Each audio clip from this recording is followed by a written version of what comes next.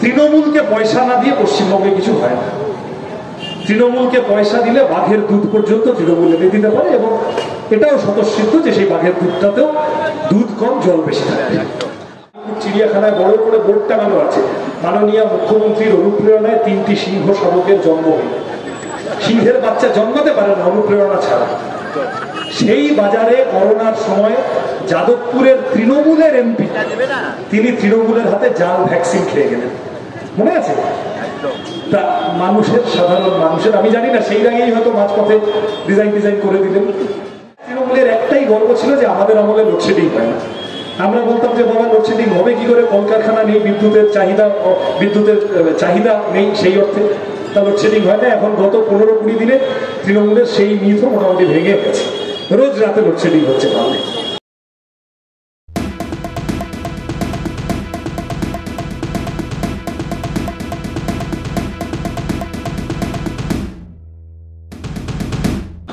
এখানে উপস্থিত আমাদের পার্টির নেতৃত্ব, দক্ষিণ কলকাতার প্রার্থী সায়রা শাহ আলী, তিনি আসবেন। এই দেশের বাম আন্দোলনের সর্বজনমান্য নেতা ত্রিপুরার প্রাক্তন মুখ্যমন্ত্রী মানিক সরকার আসবেন। আপনারা আছেন এবং আরো যাদের কাছে মাইকের আওয়াজ পৌঁছচ্ছে, আমি প্রত্যেককে নমস্কার, বড়দের শ্রদ্ধা, ছোটদের ভালোবাসা।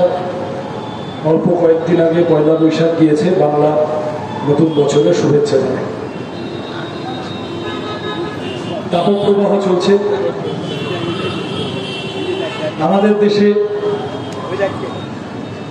গরম পড়েছে বলে বাড়ির বাইরে থাকবো, বাড়ির ভেতরে থাকবো, বেরোবো না, এই বিলাসিতা দেখানোর সুযোগ অল্প মানুষেরই আছে। যত গরমই পড়ুক না কেন, ইউটিভিতে যারা ব্যবসায়ী বন্ধু আছেন, দোকানদার বন্ধু, তাদের দোকান খুলতেই হবে। যারা অটো চালাচ্ছেন, যারা রিক্সা চালাচ্ছেন, যারা ফল সবজি নিয়ে বসছেন, বা যারা বাড়ি থেকে বেরিয়ে অফিসে যাচ্ছেন, সব যেমন অন্যদিন চলে তেমনই চলতে হবে। তার মধ্যে দাঁড়িয়ে যতটা পারা যায় সুস্থ থাকবেন। বিরোধী রাজনৈতিক কর্মী, তাদেরও কাটাকাটি আছে আমাদের মতো, তারাও সুস্থ থাকবেন যতদিন পারা যায়। আমি শুনছিলাম সুদীপদার কথা, সুদীপদা ওই জায়গাটা বললো, আমি সুদীপদা তুমি বেশ কয়েকটা কথা বললে, আমি এক কথায় যদি বলতে হয়, আমাকে এরকম জিজ্ঞাসা করেছিল আমি ভোটে দাঁড়ানোর পরে সাংবাদিকরা, যাচ্ছে যাদবপুরের জন্য সিপিএম কি করেছে। সে আমি সাংবাদিককে বললাম যে বাবা এসো, আমি ওপরে আকাশের দায়িত্ব নিতে পারবো না, আকাশ সার্বজনীন, কিন্তু এই যে রাস্তাটায় তুমি দাঁড়িয়ে আছো, এই রাস্তাটা সহ সামনে পিছনে ডান দিকে বাদিকে যতদূর চোখ যাবে যা যা দেখতে পাচ্ছ সব সিপিএম করেছে যাদবপুরের জন্য, অন্য কেউ কিছু করে। যা আছে যা দেখতে পাচ্ছ সব বন্ধ করতে হবে, এবং এটা পশ্চিমবাংলার চিন্তা। এখন নতুন করে পুরনো স্মৃতি উস্কানোর চেষ্টা রাজনৈতিকভাবে, আরএসএস এর পরিকল্পনা। যাদবপুরে তৃণমূল আরএসএস মিলেমিশে আছে, আরএসএস এর গুরুত্বপূর্ণ কর্মী স্বয়ং তৃণমূলের বিধায়ক হয়ে বসে আছে। তারা মোটামুটি ঔরঙ্গজেব কি করেছিল সেই থেকে শুরু করে, শাহজাহানের সময় কি হয়েছিল সেই বিষয়ে তাদের দুরন্ত এক্সপার্টাইজ। তারা মাঝখানে 1948 সালে গান্ধীজিকে হত্যা করার দিনটি ভুলে যাবে, আর তারপরে স্বাধীনতার পর আস্তে আস্তে কিছু নেহেরু টেহেরু দিয়ে জ্যোতিবাবুর পর থেকে আপনাদের কিছু মনে থাকে না। আমাদের কাজ মনে করিয়ে দেব। আমরা এইবারের রাজনীতি, এইবারের ভোটটায় নেমেছি ঠিক কঠিন লড়াই, এবং সকলে দেখেছেন সুদীপ্তা বলছিল যেভাবে ইলেকটোরাল বন্ড ইত্যাদি।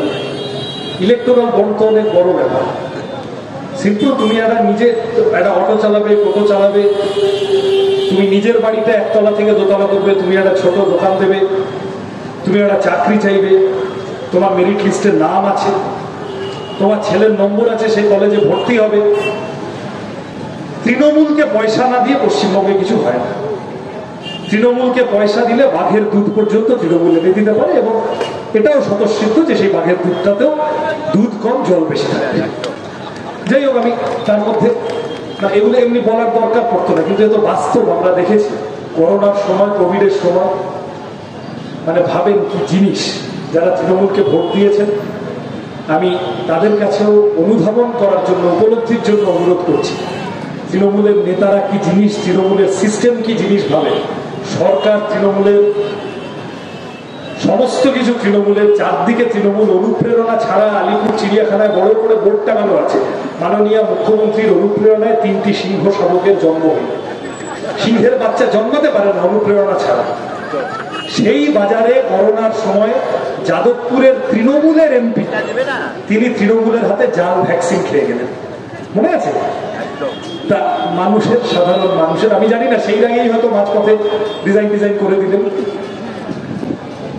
এখন এই যা চুরি ডাকাতির পরিবেশ, এই চুরি ডাকাতির পরিবেশ, একটা কথা আছে বাজারে, অনেক কথা বলতে যাব, বিশেষত যারা এই এখন ভোট আসছে আস্তে আস্তে, কোথাও কোথাও এবার স্টিকার বেরোবে, বিজেপিকে চাই না তৃণমূলকে ভোট দিন। কেউ নেমে পড়বেন বাজারে যে বিজেপির বিরুদ্ধে আর কেউ লড়ছে না তো, শুধু তৃণমূল লড়ছে, তাহলে তৃণমূলকে ভোট দিন।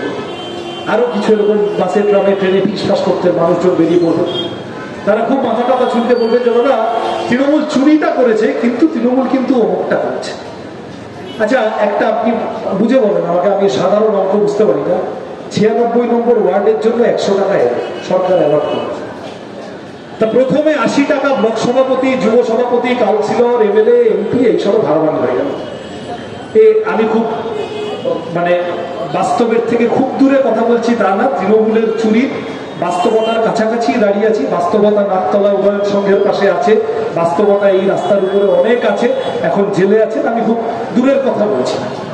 100 টাকার মধ্যে 80 টাকা শুরুতেই ঢুকে পড়লো পকেটে, আর বাকি 20 টাকা তার ল্যাম্পপোস্টে পেঁচিয়ে খরচা করে দেওয়া হলো আলো জ্বালাতে। এক তৃণমূলের একটাই গর্ব ছিল যে আমাদের আমলে লোডশেডিং হয় না। আমরা বলতাম যে বাবা লোডশেডিং হবে কি করে, কলকারখানা নেই, বিদ্যুতের চাহিদা নেই সেই অর্থে, তা লোডশেডিং হয় না। এখন গত 15-20 দিনে তৃণমূলের সেই মিথও মোটামুটি ভেঙে গেছে, রোজ রাতে লোডশেডিং হচ্ছে তাহলে। এখন এই চুরি ডাকাতির মধ্যে 100 টাকার মধ্যে 80 টাকা যদি চুরিতে চলে যায়, 20 টাকার কাজে কি যায় আসে? আমি দেখলাম খুব তৃণমূলের বন্ধুরা খেপে গেছে। প্লিজ চুরি করবেন না। একজন কন্টেন্ট ক্রিয়েটার অত্যন্ত কষ্ট করে তার কাজকে এগিয়ে নিয়েছে, তাই তার কাজকে সাপোর্ট করুন, তার কাজকে ভালোবাসুন, কিন্তু তার কাজ নিজের চ্যানেলে তুলে দেবেন না।